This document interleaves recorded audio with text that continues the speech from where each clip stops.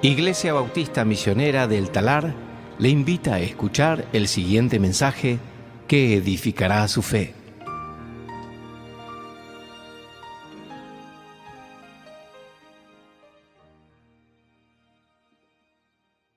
Buenos días, ¿cómo están? Estoy muy agradecido de poder estar acá esta mañana, poder compartir la palabra con ustedes.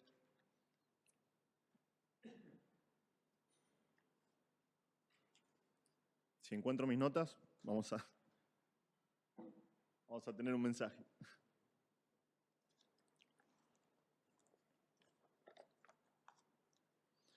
Vamos a abrir nuestras Biblias al libro de Isaías, capítulo 61, por favor.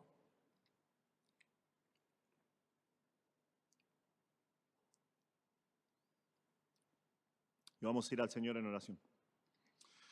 Padre Celestial, te damos gracias por este tiempo. Señor, por favor, te rogamos que bendigas esta tu palabra, Señor. Padre eterno, venimos ante tu presencia sin absolutamente nada que ofrecer, salvo los méritos que Cristo obtuvo por nosotros en la cruz. Y es en su nombre que te pedimos que nos des la concentración y la reverencia de la cual tu palabra es digna, Señor. Por favor, que toda distracción, que todo problema se aleje de nuestros corazones en este momento para que nosotros podamos prestar atención a lo que dice tu palabra, poder conocerte un poco más en esta mañana. Padre Celestial, como cantábamos recién, te pedimos que nos hables, que tu Espíritu Santo nos guíe a tu verdad, que podamos conocerte un poco más en esta mañana y rogamos estas cosas en el nombre precioso de nuestro Salvador Jesús. Amén. Bien, quiero compartir con ustedes una nota que apareció en un diario en agosto del 2020, pero es una historia que conocí hace un montón.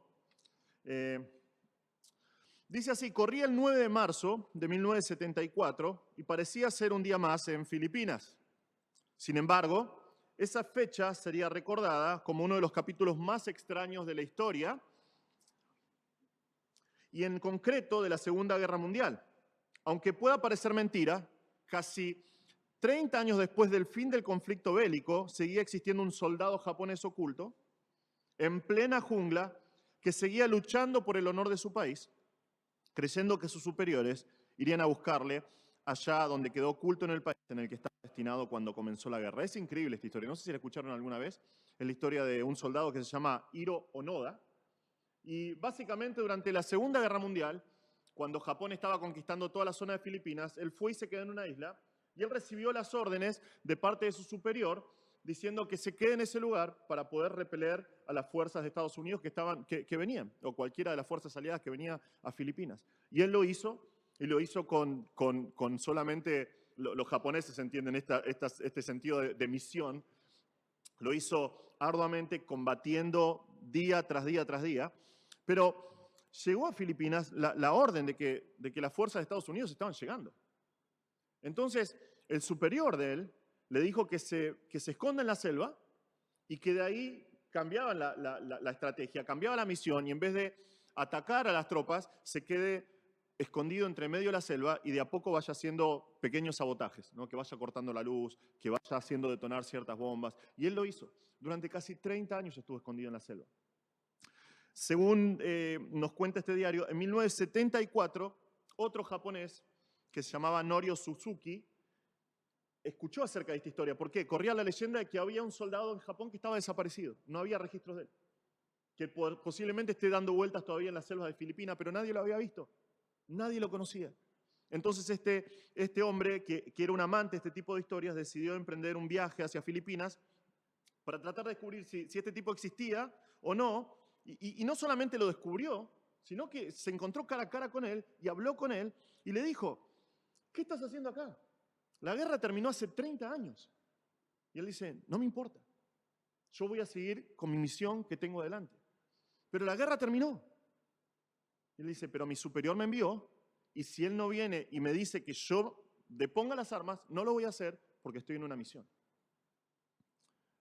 ¿Sabes que este muchacho, Suzuki, tuvo que volver a Japón y buscar al superior de él, que se llamaba Taniguchi. Y llegó a Filipinas y finalmente viajó hasta la selva y se encontró delante de su soldado y le dijo: soldado, deponga las armas, la guerra ha terminado. Y fue recién ahí que Onoda entregó sus armas y volvió a Japón. Historias como estas de personas que son fieles en cumplir la misión que tienen realmente nos llenan el corazón. Yo realmente pienso en esto y tal vez nosotros no entendemos la mente como piensan los japoneses, que es una cuestión de honor, pero él tenía solamente una cosa en su mente y es cumplir con la misión que le fue asignada.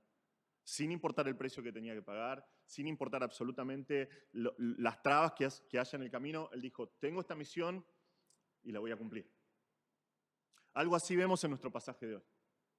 Algo así el Señor nos va a mostrar. Vamos a ir a Isaías 61 y tan solo en tres versículos vamos a ver una persona a la cual el Antiguo Testamento y los judíos llaman el Mesías, el ungido del Señor, y nos va a detallar la misión a la cual él fue enviado. Ahora,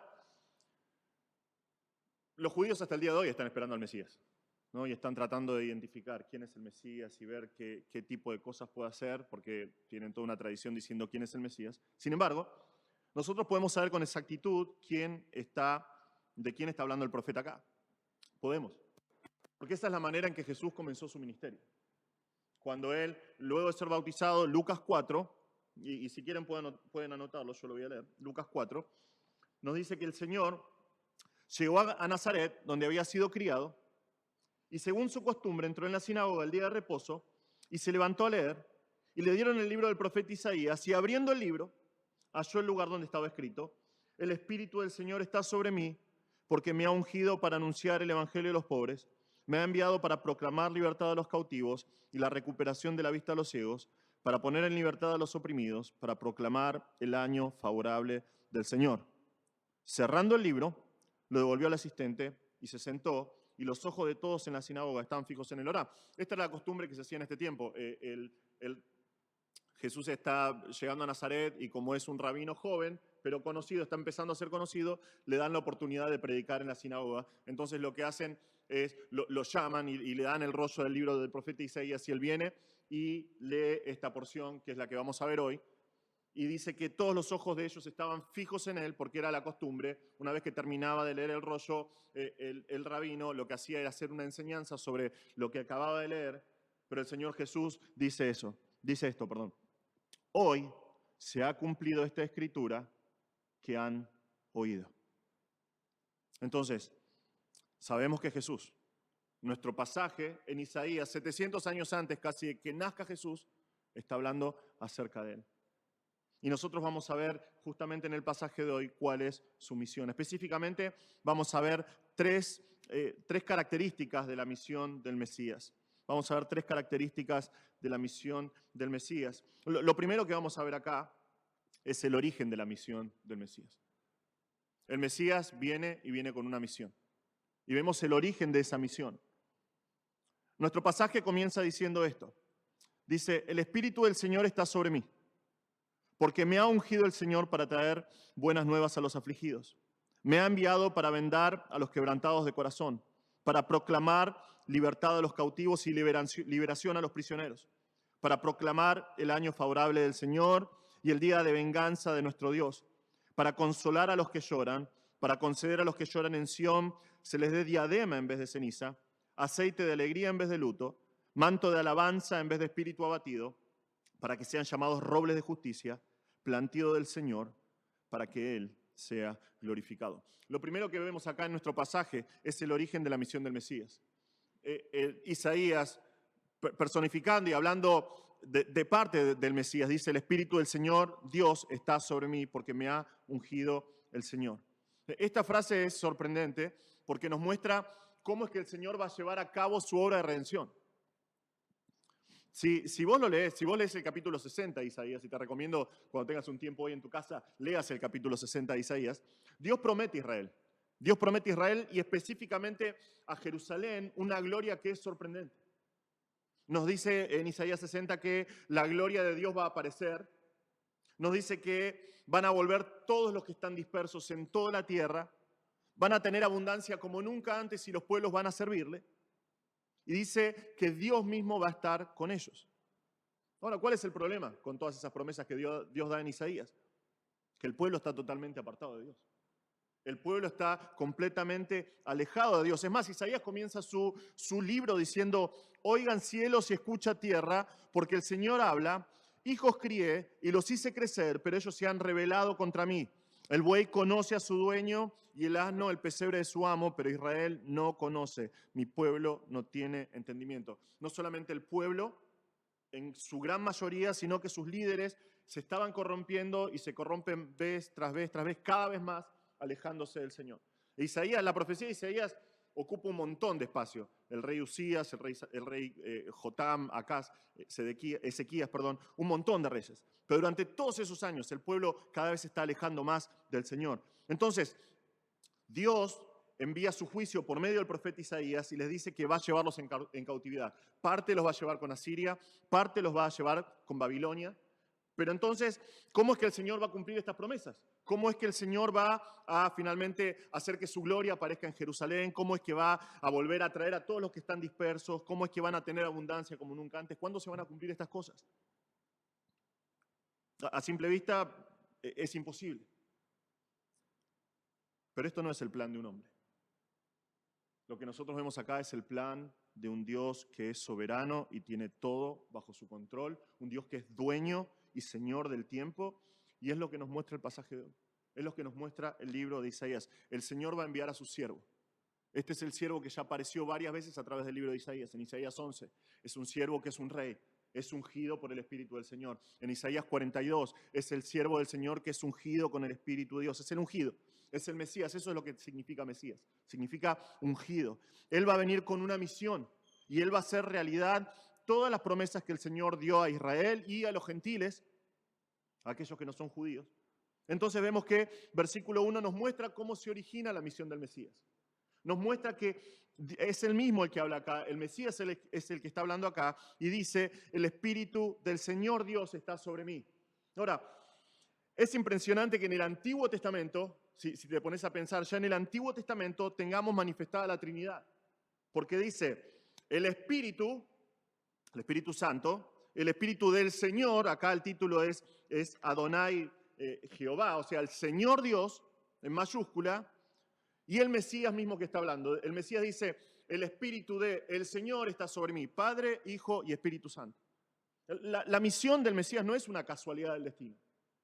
Lo que nosotros vemos acá y lo que Cristo dice, esta palabra se cumplió delante de ustedes, no es un capricho del azar. Tiene su origen en Dios mismo. Tiene su origen en el Señor. Por eso dice porque me ha ungido el Señor. Y en hebreo es bien enfático esto. Dice: porque puesto que me ha ungido a mí, el Señor. Es el Señor. Es el Señor que envía a su Hijo y lo unge con el poder del Espíritu Santo. Y nosotros tenemos que recordar que eso es lo que enseñan las Escrituras, que es eso lo que marcó el comienzo del ministerio del Mesías en la tierra, su ministerio terrenal. Podés leerlo en Mateo 3, Marcos 1, Lucas 3, Juan 1. Jesús es bautizado y se nos dice que al salir de las aguas, el Espíritu Santo desciende a él en forma de paloma y se oye una voz que dice desde el cielo: este es mi Hijo amado en quien me he complacido. Otra vez, Padre, Hijo y Espíritu Santo.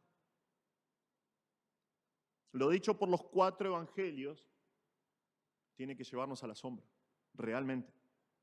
Hermanos, porque lo que nosotros hemos relatado por Mateos, por Lucas, por Marcos, por Juan, es el cumplimiento por lo dicho por Isaías 700 años antes.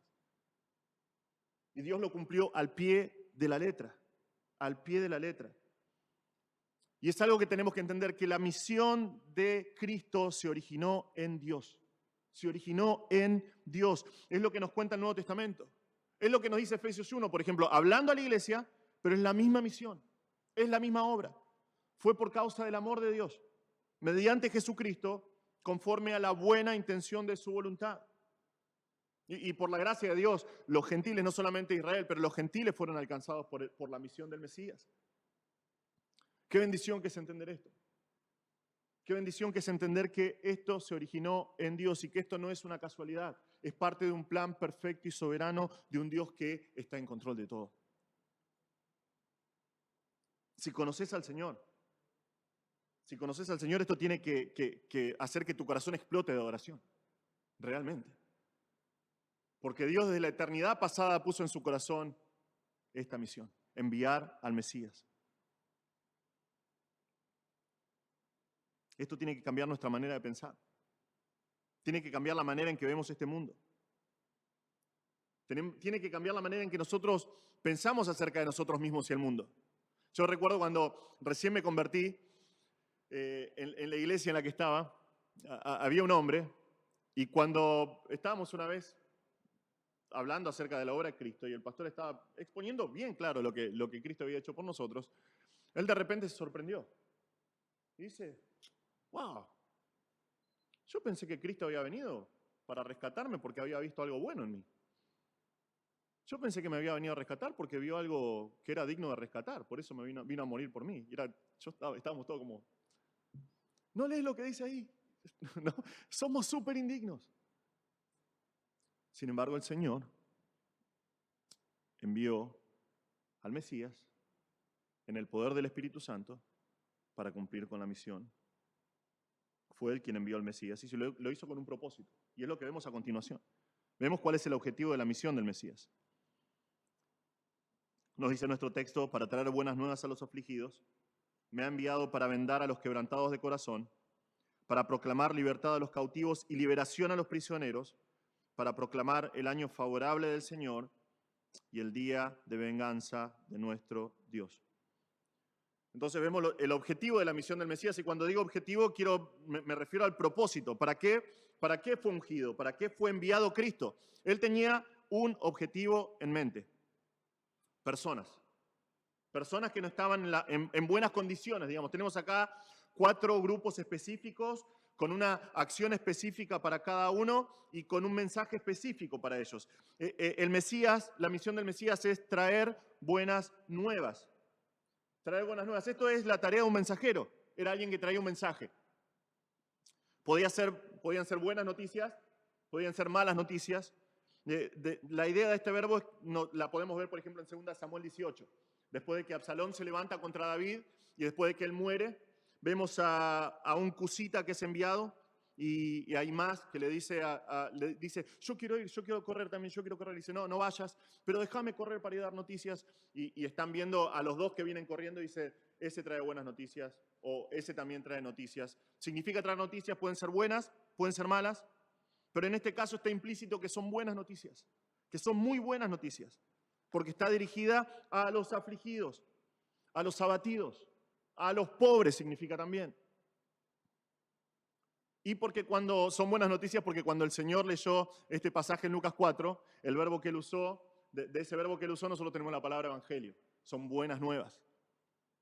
Entonces ese es el primer grupo. El segundo grupo lo conforman los quebrantados de corazón. Estas personas tienen el corazón roto en pedazos, destruido. A ellos el Mesías le dice, me ha enviado para vendar. La idea, según se hacía en esta época, era vos si tenías una lastimadura, una cortadura, lo que sea, lavabas la zona que estaba lastimada, la lavabas bien, la ungías con ciertos ungüentos hechos con hierbas, y después lo que hacías era la unías, y una vez que unías la herida, la vendabas. Y eso ayudaba y hacía que comience el proceso de cicatrización y de sanación. Y es lo que vino a hacer el Mesías.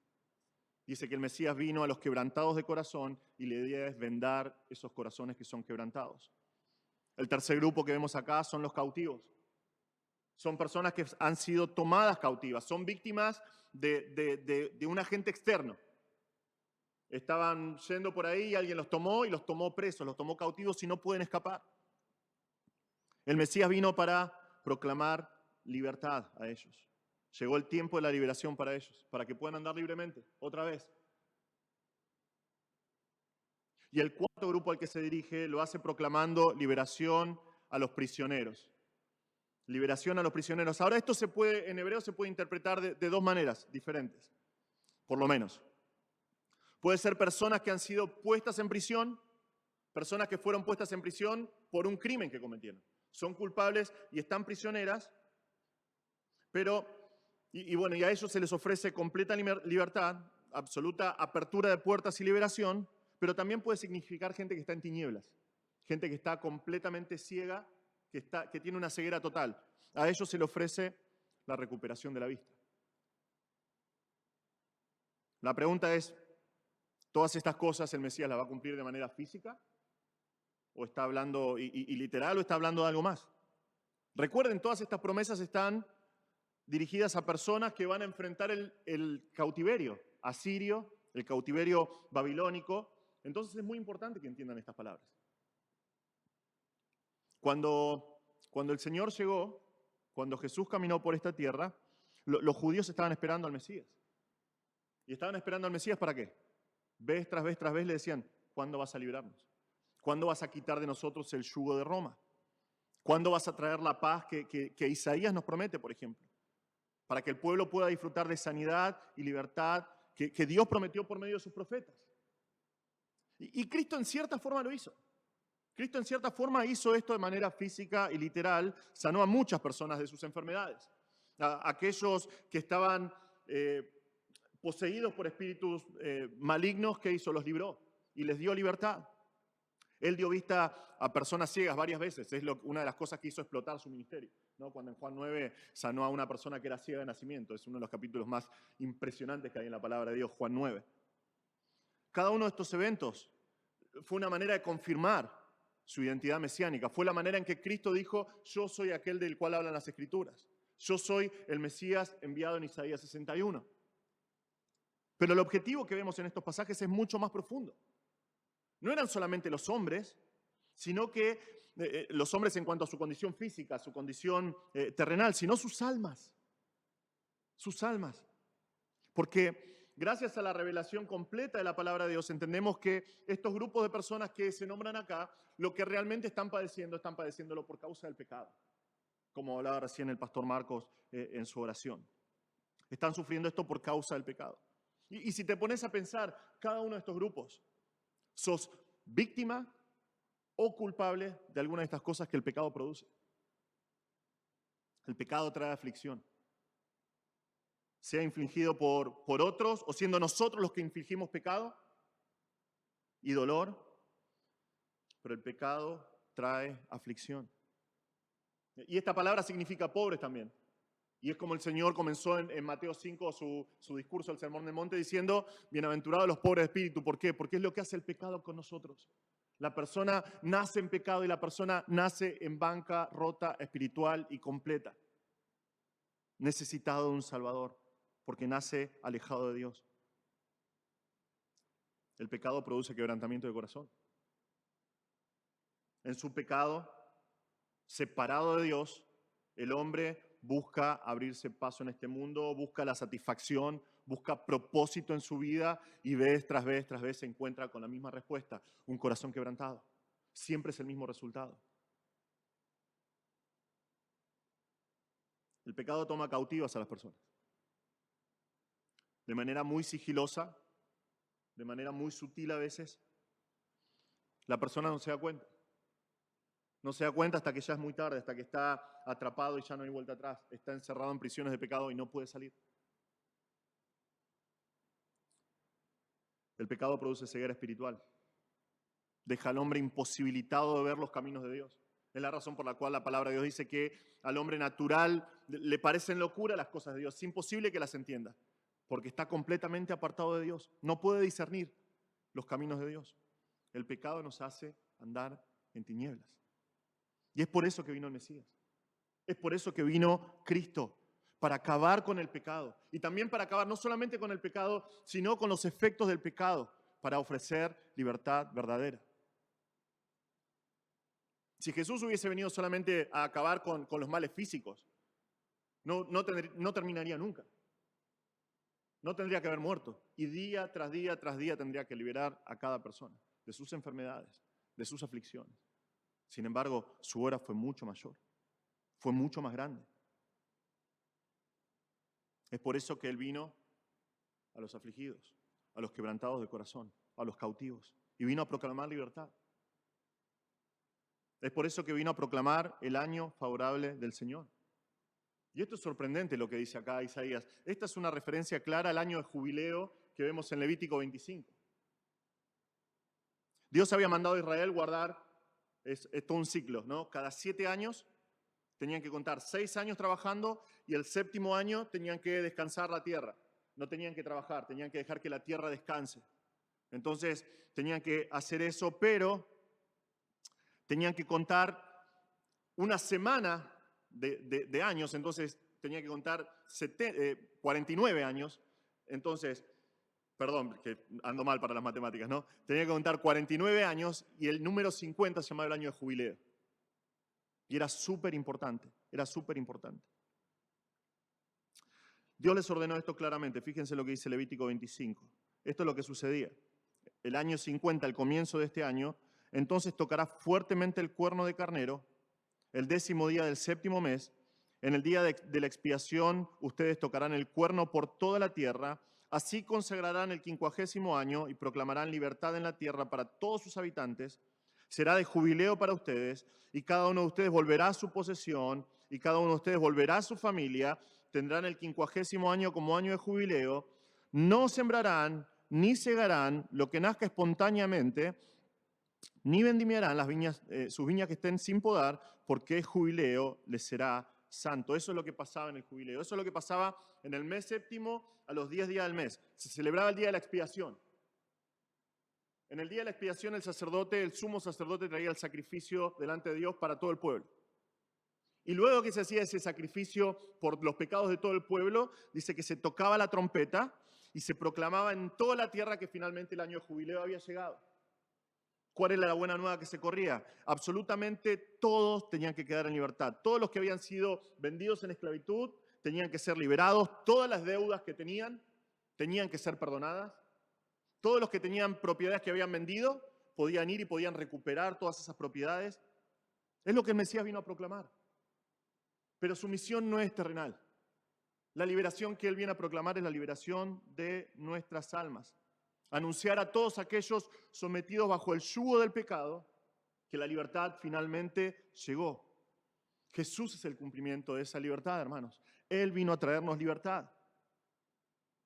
Es maravilloso que el pasaje que nosotros leemos en Lucas habla claramente de estas cosas. Jesús vino a cumplir con eso y vino a traernos esta libertad. Y es súper interesante que cuando Jesús está en Nazaret, en esa sinagoga, y Él está leyendo, Él dice, vino a proclamar el año favorable del Señor. Pero al igual que en Levítico 25, esa libertad no llegó. Fue imposible sin primero tener un sacrificio de expiación. Antes de poder anunciar toda esa libertad, ese perdón, esa apertura de prisiones, necesitaba ser derramado el sacrificio de expiación. Y es lo que hizo el Señor Jesús. Fue Él mismo. Fue Él mismo que se entregó. Fue Él mismo que murió en una cruz y derramó su sangre. Todo esto es parte del claro plan de redención para el hombre. Es algo que está escrito siglos antes de que sucediera. La palabra de Dios nos dice en Isaías mismo, en Isaías 53, cómo va a pasar. Cómo Jesús se va a transformar en ese sacrificio de expiación. Es el siervo de Dios. Él es el que llevó nuestras enfermedades. Él cargó con nuestros dolores. Él fue herido de Dios y abatido. Él fue herido por nuestras transgresiones, molido por nuestras iniquidades. El castigo de nuestra paz cayó sobre Él y por su herida hemos sido sanados. Dice la palabra de Dios, todos nosotros nos descarriamos como ovejas, nos apartamos cada cual por su camino, pero el Señor hizo que cayera sobre Él la iniquidad de todos nosotros.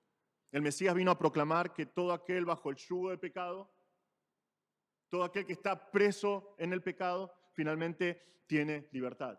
La libertad finalmente llegó. Todo esclavo tiene la posibilidad de ser libre. Todo deudor tiene la posibilidad de que sus deudas sean perdonadas. Hermanos, esta es la libertad que el Mesías vino a proclamar. Y de la que nosotros hoy, por la gracia de Dios, podemos disfrutar y somos beneficiarios. ¡Qué maravilla! ¡Qué maravilla! Que en los planes de Dios estaba que no solamente Israel, sino absolutamente todas las naciones pudiesen disfrutar de esta gracia, de esta salvación, de esta redención, de esta libertad. Lo que era imposible para nosotros, Cristo lo hizo. Lo que era absolutamente imposible para vos y para mí, Cristo, viniendo a cumplir con su misión, lo hizo por nosotros. Y quedó registrado en la palabra de Dios siglos antes de su cumplimiento, porque esa era su misión. Es la única razón por la cual Cristo vino.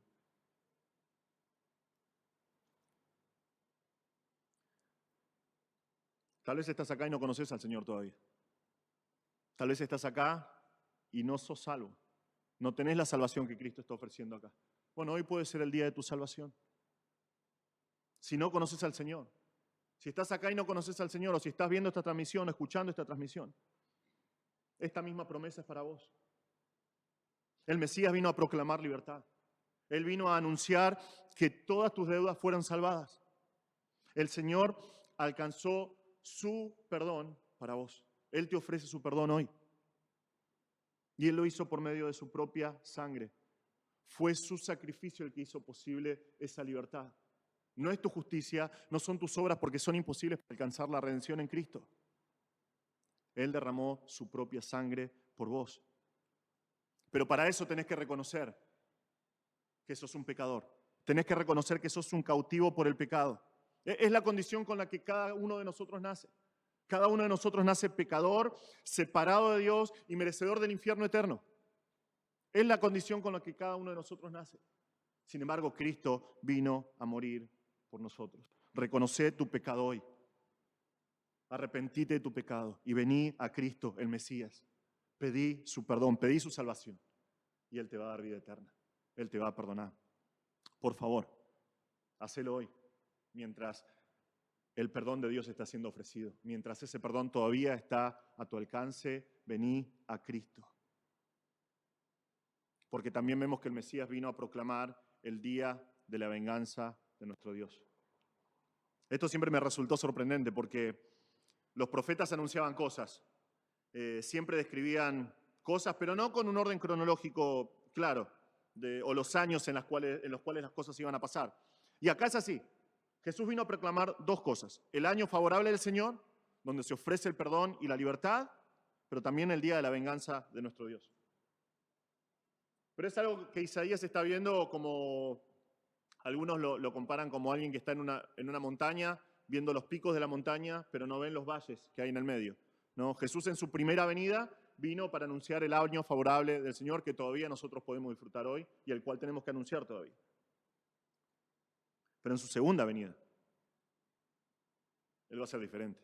Él no va a venir en humillación.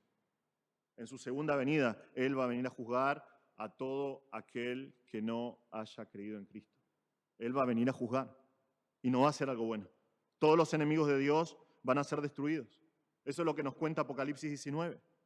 Cuando el apóstol Juan dice, yo vi los cielos abiertos y un caballo blanco descendiendo y el que lo montaba era fiel y verdadero y con su justicia juzga y hace guerra. Sus ojos son llama de fuego y sobre su cabeza hay muchas diademas. Tiene un nombre escrito que nadie conoce sino él. Está vestido un manto empapado en sangre y su nombre es el Verbo de Dios. Este es Jesucristo. Los ejércitos que están en los cielos vestidos de lino fino, blanco y limpio, los seguían sobre caballos blancos. De su boca sale una espada afilada para herir con ella a las naciones y las regirá con vara de hierro. Él mismo pisa el lagar del vino del furor, de la ira del Dios Todopoderoso. En su manto y en su muslo tiene un nombre escrito: Rey de Reyes, Señor de Señores. Cristo va a volver. Y Cristo va a volver a anunciar el día de la venganza de nuestro Dios.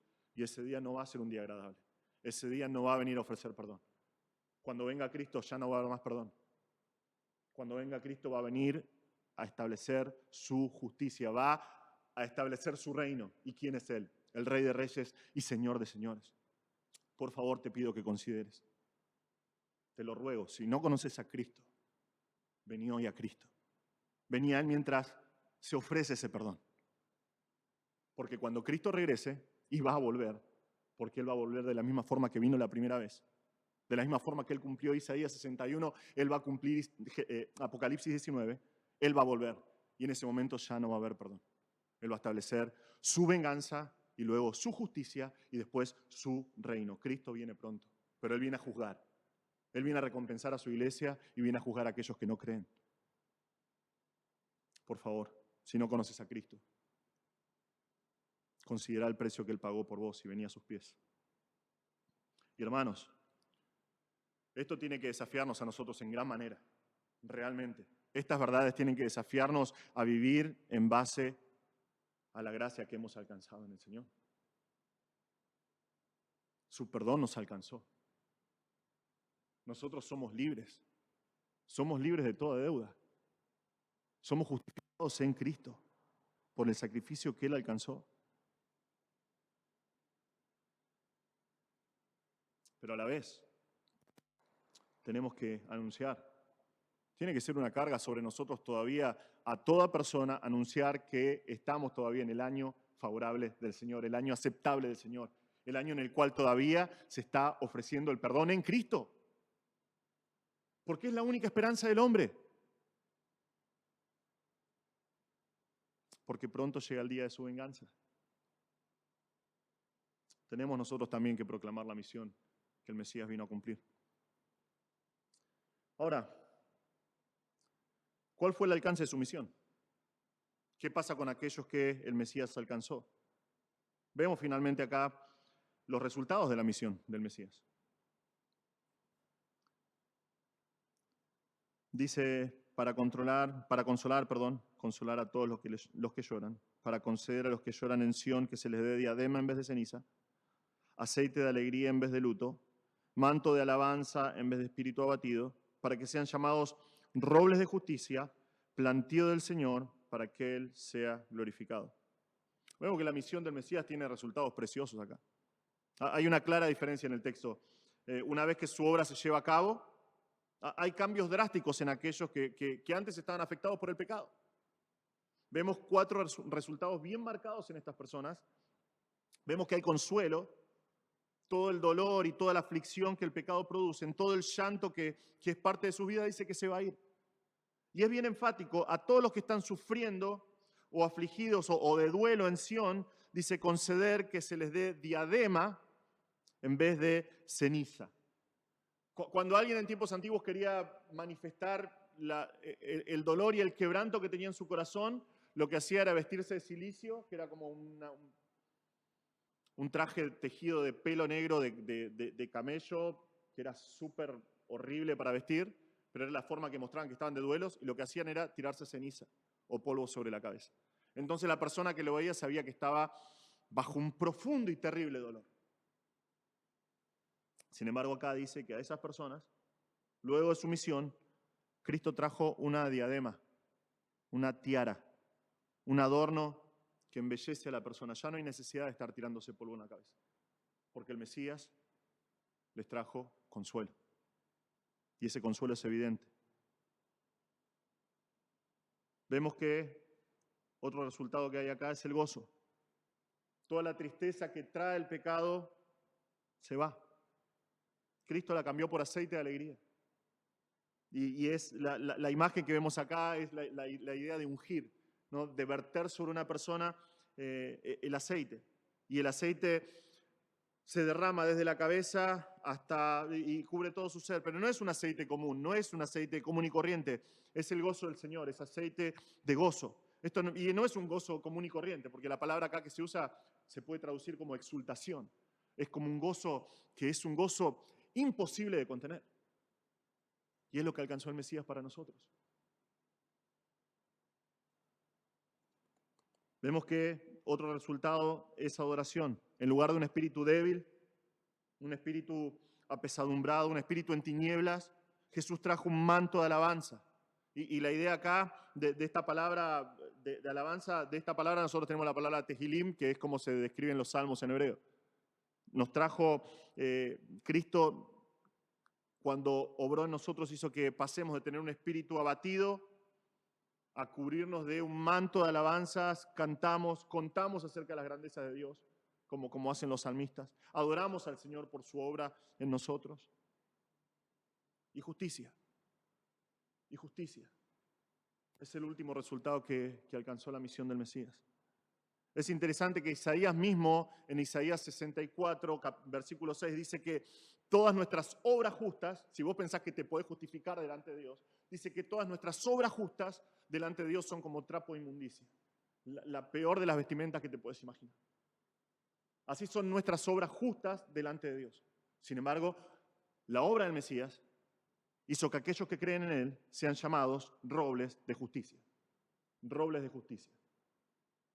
No sé si vieron un roble alguna vez, pero son imponentes, son inamovibles.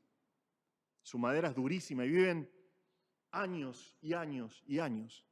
Estaba tratando de hacer memoria, no sé si acá había un roble cuando estábamos preparando en este mismo lugar. Había un árbol gigante, estoy casi seguro que era un roble. Semanas para sacarlo de raíz, porque era imposible, era gigante. Estoy casi seguro que era un roble. Personas, por la obra del Mesías, son llamados roble de justicia.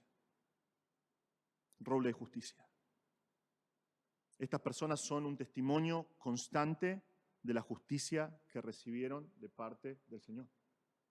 Y la recibieron de parte del Señor. No son sus obras, no es su propia justicia. Por eso son llamados plantío del Señor.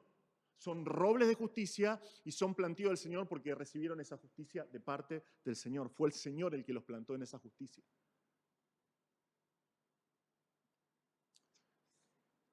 Pero tenemos un resultado más. El más importante de todos, realmente. El que resume por completo la misión del Mesías al venir. Dice, para que Él sea glorificado.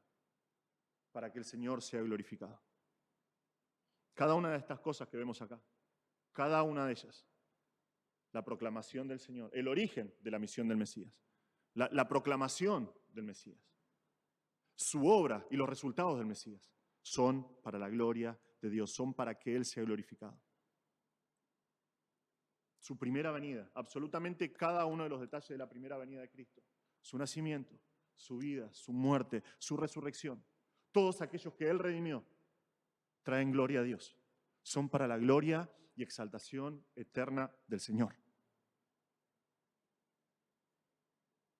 Todos los que creen en Cristo son eternamente bendecidos. Son recipientes de la bendición inmesurable de Dios. Pero al final de la historia es Dios quien se lleva toda la gloria. Es Él quien es glorificado. Su obra fue perfecta. Su obra fue completa. Si estás en Cristo, si vos estás en Cristo y todavía lidiás con algunas cosas de estas, hermano, hermana, no tiene que ser así. No tiene que ser así porque el Mesías vino a librarte de esas cosas. Cristo vino a librarte de esas cosas. Y el mismo Espíritu que ungió a Cristo, si estás en Cristo, mora dentro tuyo. Y si vos vas a la palabra de Dios y conoces al Señor y buscas más del Señor, poco a poco vas a ser librado de esas cosas. Porque es a lo que vino el Mesías, vino a darte libertad. Si estás en Cristo, todas estas bendiciones son tuyas. Él vino a terminar con los efectos del pecado en nosotros. ¿Vamos a pecar? Vamos a pecar hasta que Cristo vuelva. Pero no tiene que ser una constante en nuestras vidas. Esas cosas tienen que ser paulatinamente yéndose de nuestras vidas. Porque Cristo vino a darnos libertad. Si estás en Cristo, tu vida hoy tiene que ser una vida de consuelo, una vida de gozo, una vida de adoración, una vida de justicia.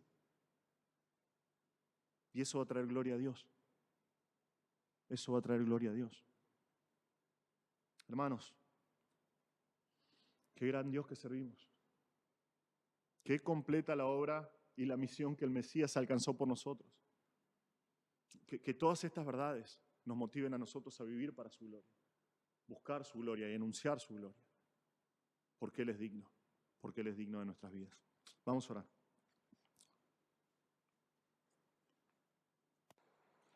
Padre Celestial, te damos gracias por este tiempo. Señor, te damos gracias por tu palabra. Y te damos gracias, Señor, porque esta porción de hoy nos muestra, es una muestra más de lo increíblemente perfecto que eres, Señor. Como siglos antes de que sucediera, tú nos dijiste que iba a suceder, porque tú eres Dios. Y te damos gracias, Señor, que siglos antes de que sucediera, tú nos dijiste que ibas a enviar al Mesías, ibas a enviar a tu Hijo. Y Él iba a venir a librarnos, Señor. Te damos gracias por su obra. Te damos gracias porque fuimos alcanzados por esa obra. Y yo te ruego, Señor, que si hay alguien que está escuchando y todavía no te conoce, que pueda venir a Cristo y que pueda disfrutar de los beneficios de su misión en este mundo. Señor, hasta que vuelvas, hasta el día de la venganza tuya, Señor nuestro, te rogamos que nos ayudes a vivir para ti y para tu gloria. Pedimos estas cosas en el nombre de Jesús. Amén.